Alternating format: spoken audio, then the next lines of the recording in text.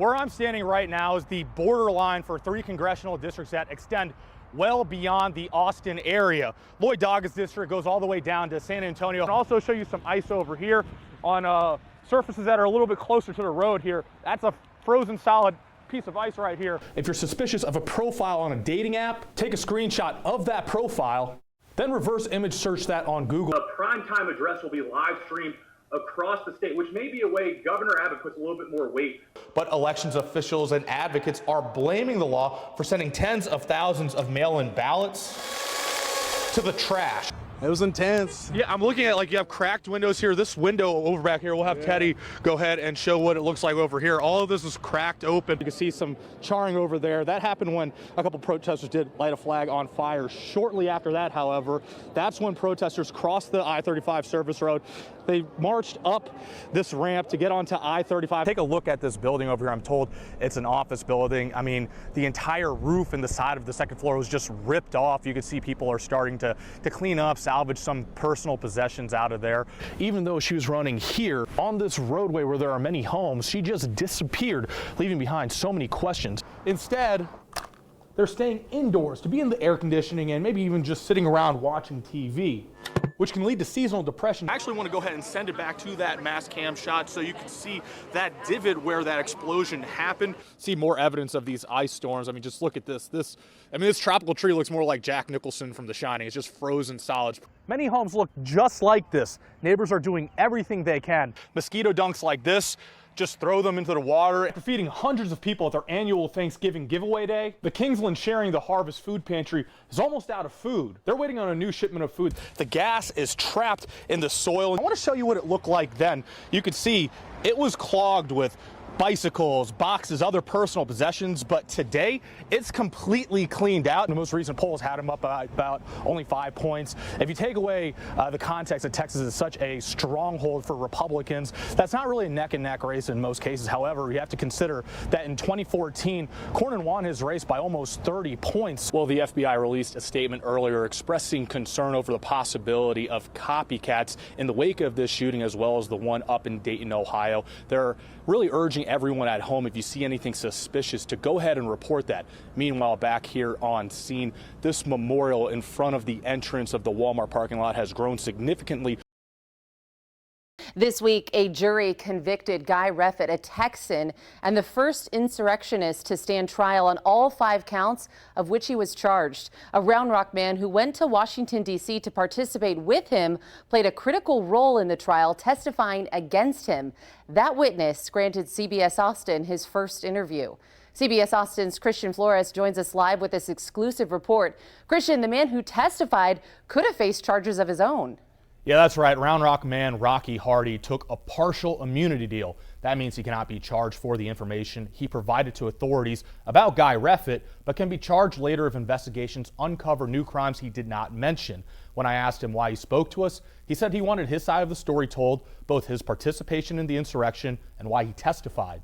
And I actually touched the back of the wall. The hand Round Rock native Rocky Hardy used to touch the U.S. Capitol during the January 6th insurrection would later rest on the Bible, as he swore to tell the whole truth while on the stand last week as a witness for the first trial of a Capitol rioter. And it looked like little spiders crawling up the walls. I could see people climbing up. I said, wow, man, these guys are, trying to get in the building.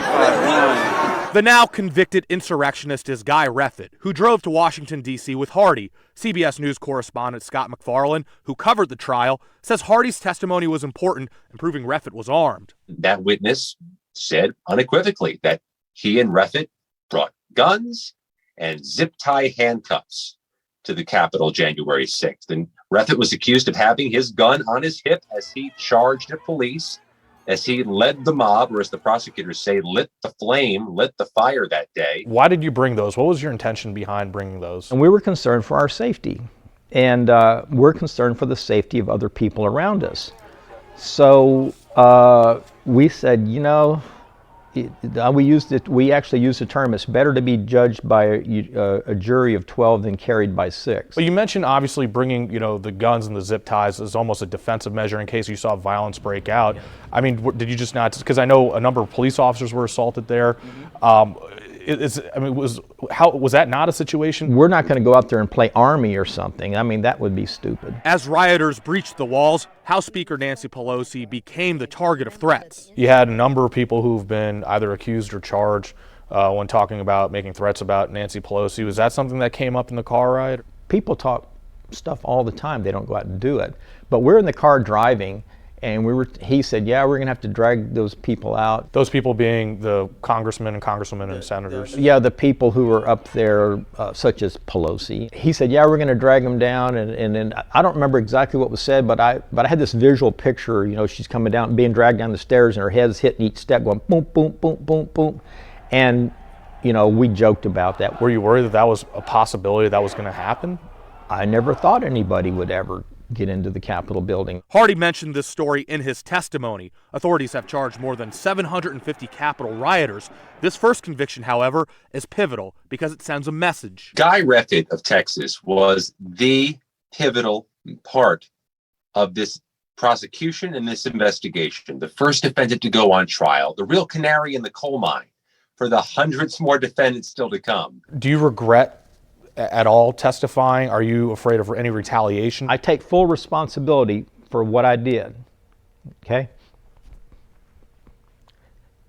And he has to take responsibility for what he did. I didn't understand the gravity of this until just a few days before. I just thought, I'm going to go testify and it's going to be over with and I'll be on my way. I didn't realize, because I haven't been following it, that this was the first trial, and this was going to set the pace for everything else. Do you think you could have gotten charged? I think I could have been charged with something, yes. Do you think you should have been? Well, if I'm going to be honest, yes. It took the jury less than 4 hours to convict Reffitt on all 5 of his charges, which are transporting a rifle and handgun to Washington, D.C., carrying a handgun on Capitol grounds, obstruction of justice, illegally entering the Capitol complex, and obstructing the count of electoral votes. His sentencing is June 8th, and he faces up to 60 years in jail. Reporting live in the studio, Christian Flores, CBS Austin News. Governor Greg Abbott took a page out of former President Donald Trump's playbook by promising Texas will build a wall of its own on the border. I want to bring your attention to what we're seeing out here. Both pointed to gaps in Trump's wall, which are very visible from where we're standing right here, claiming they need to finish it to maintain safety. However, a landowner we spoke with who already has had land taken away for the Trump wall tells me this danger they speak of is exaggerated, and he's afraid even more of his land will be taken away for the governor's project.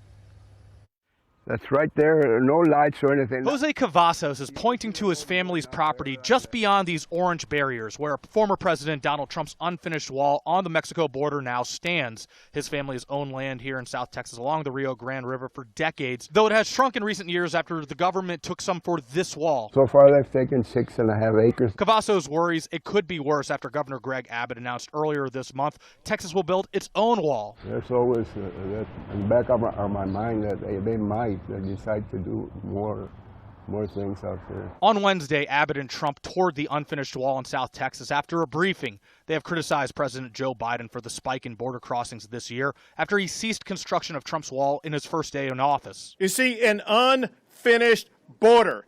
This is Biden's fault because President Biden is not continuing what President Trump began. We produced the safest, best border we've ever had. And now, in a short period of time. With 4 months left in this fiscal year, there have been more than 920,000 border encounters just in the southwest sector, which includes Texas, more than double than all of last year. However, critics of the wall say these numbers are inflated because Trump's pandemic asylum ban encouraged migrants to keep trying to cross because getting caught did not have legal consequences. Abbott and Trump disagree. We did a job like nobody thought was possible. President Biden needs to start right there and finish building the border wall. Critics also point to the potential cost of Abbott's wall, as Trump's wall has already cost taxpayers $15 billion or $20 million per mile. Abbott has ordered $250 million from the state budget to be used as a down payment, which he justifies as the cost to ensure public safety. I cannot tell you the number of people who have told me that they've had guns brandished in their faces. Cavazos says that money could be better spent elsewhere since he has not felt this danger he speaks of. We don't understand why he's spending this money for something that's useless. It's not going to help at all. Never had people put a gun into my head. Hidalgo County, which is where Abbott and Trump toured today, was one of a handful of border counties taken off the governor's disaster declaration earlier this week. Now, they were taken off the disaster declaration because they have not declared a local disaster and did not want to cooperate with the state's efforts. So far, only 9 of the 28 counties included still in that disaster declaration are even on the border with Mexico. Reporting live at the Texas-Mexico border, Christian Flores, CBS Austin News. The fight between Wimberley ISD and parents continues tonight after the ACLU files a grievance against the school district. At issue is an altered Wimberley High School logo used during an LGBTQ pride parade. CBS Austin's Christian Flores exclusively obtained that grievance letter. He joins us live tonight. Christian, this is really reaching a tipping point for parents.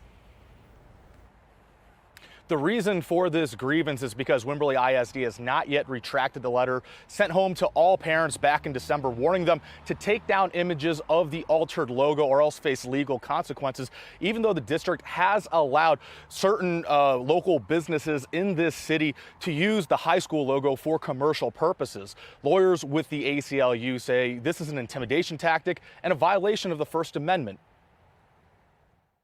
Why do you persist so hard with the rainbow colors? Brian Burke is not sure why Wimberley ISD has not backed out of a dispute over this altered Wimberley High School logo designed for the city's first ever LGBTQ pride parade in September. The ACLU filed a grievance against the school district on behalf of Burke, whose daughter is a student at Wimberley High School and a member of the LGBTQ community. And the reason why this group of parents created the logo in the first place was to support LGBTQ kids in the school district.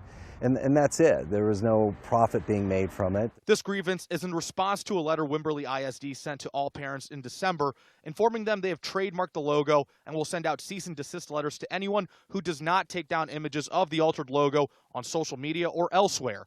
Earlier this month, we first told you about the letter the ACLU sent to the district, asking them to retract this letter. They still have not. The district has already chilled people's First Amendment rights. People who have put up this logo to express support for LGBT students a lot of them have already taken it down for fear of legal retaliation and lawsuits being filed against them. That has an oppressive effect on those who are exercising their free speech. Through a public records request, we learned Wimberley ISD spent more than $16,000 between the trademark and lawyers' fees on all matters regarding the logo since September.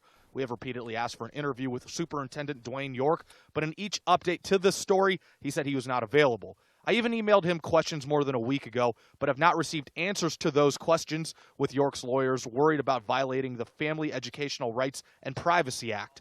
We spoke with York briefly over the phone today. He says he cannot comment on the grievance. Now, York has 10 business days to set a hearing date with Burke and the ACLU. They didn't go for a trademark and copyright and make all these efforts to shore up this logo before.